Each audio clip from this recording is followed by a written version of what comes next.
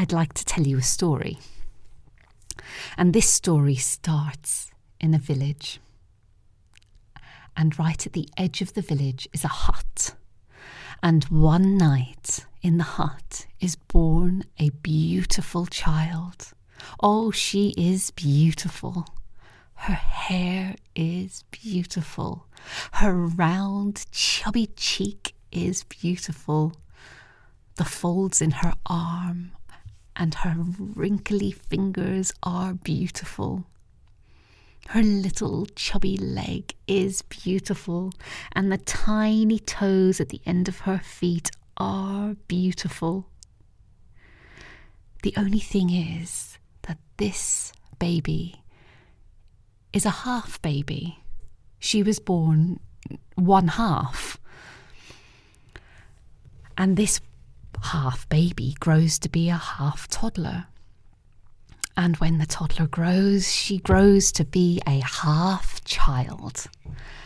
And when she's old enough, she starts to question, why am I only half, but all the other children in the village are whole children? And she asks her parents this very question, but her parents cannot answer. So she asks her teachers and other adults in the village, but they cannot answer either. And soon she realizes she must leave the village. And leave she does. And not a single soul says goodbye. And those are the saddest farewells, when no one notices. And so she leaves. She leaves her village behind. One winter night, she leaves. She doesn't know where she's going, but she knows she must go.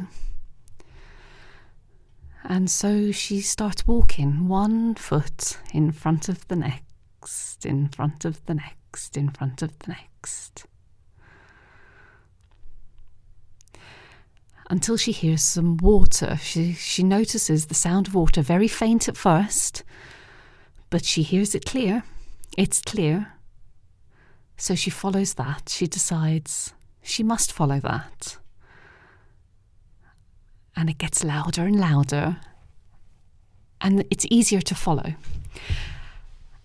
And she keeps on following it until she finds a river. She finds the divine river. And she decides to just be there a while, to wait a while at the divine river and rest. And while she's waiting at the banks of the river, alone, something catches her eye, walking down the bank towards her. And she can't make out what it is immediately. It's too far away, but it's definitely coming towards her. And as it becomes clearer, she notices it's another half girl. It's another half girl. And she's coming towards our half girl. When they get close enough, they stand face to face. Almost close enough to reach, almost.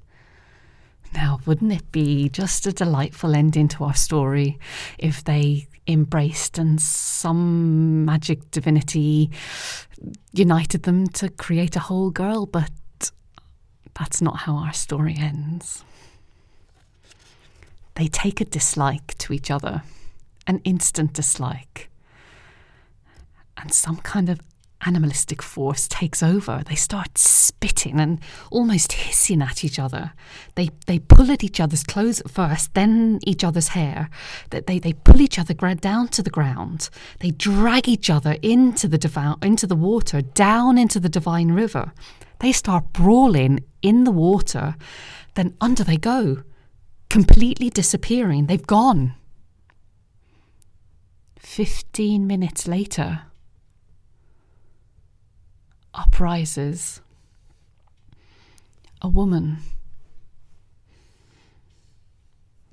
Now, I don't know the last time you struggled in the Divine River, but you wouldn't come up looking put together, beautifully assembled. This woman was bedraggled. Her clothes were torn. She was completely discombobulated, hair all over the place, matted. But she did start to walk. She scrambled up the bank, fingernails dug deep in the dirt, toes just trying to scramble onto any kind of twig rootage that would get her up that bank. And up the bank she got. And she started to walk.